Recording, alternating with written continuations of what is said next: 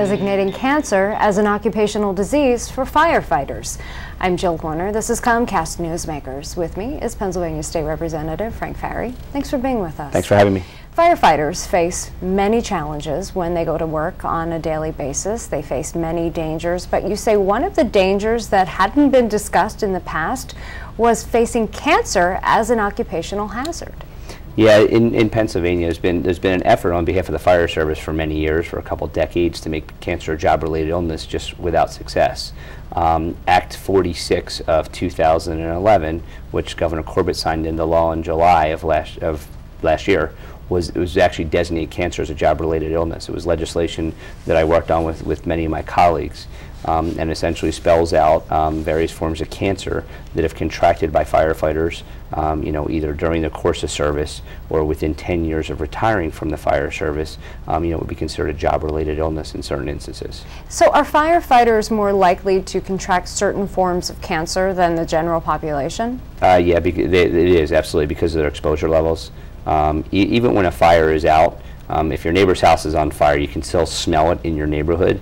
And even when that fire is out, the products of combustion are still in the air. If the sofa had been on fire, it didn't fully burn, it's still what we call off-gassing carcinogens. Our gear absorbs that, and we take it back with us to the station, and it's still off-gassing the carcinogens, so our level of exposure are much, much higher. So that's the catalyst, or the background of this legislation, and which is now a law in Pennsylvania. But this is not applicable to all types of cancer. There are certain types of cancer that this would apply to. Right. There's an International Agency on Cancer that had conducted a study and basically said the fire service is more susceptible to certain kinds of cancers. So it is those cancers that the International Agency has recognized that are the ones that will cover the firefighter. And what essentially it does, it makes it a job-related illness. The firefighter is required to have 4 years of active service. They're required to have a physical, whether it's pre-employment or during the course of their service, that shows that they're cancer-free. They're required to show the exposure to carcinogens, so the fire reporting from those incidents.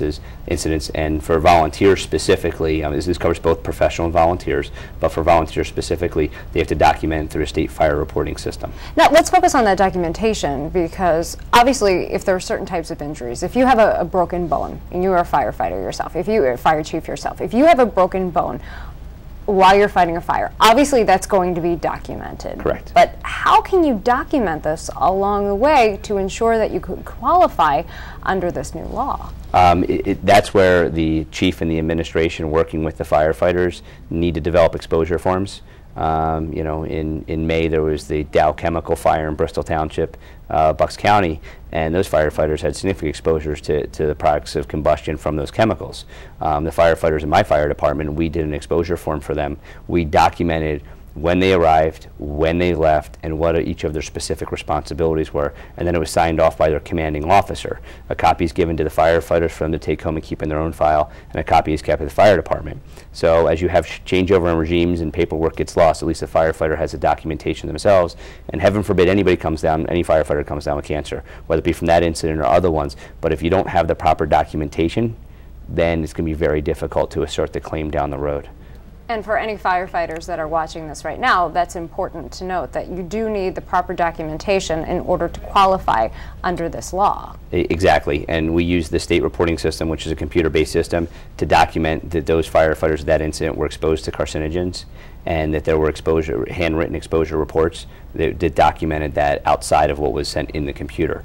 So I believe my information appears on the screen that has my website and phone number, and I'd be happy to talk to any firefighters or fire chiefs that are watching this and give them some tips on how I think they can best handle it. And we just have a few seconds left, but if people are concerned about this, or if they do have any questions, you mentioned they can just reach out to you and you can give them more specifics. Absolutely, and I've appeared in other areas of the state outside of Bucks County, explaining to fire chiefs and fire departments how best they can prepare themselves in the event that one of their firefighters gets cancer in the future. Thanks so much for being with us. Thank you for having me. We've been talking with Pennsylvania State Representative Frank Farry. I'm Jill Horner.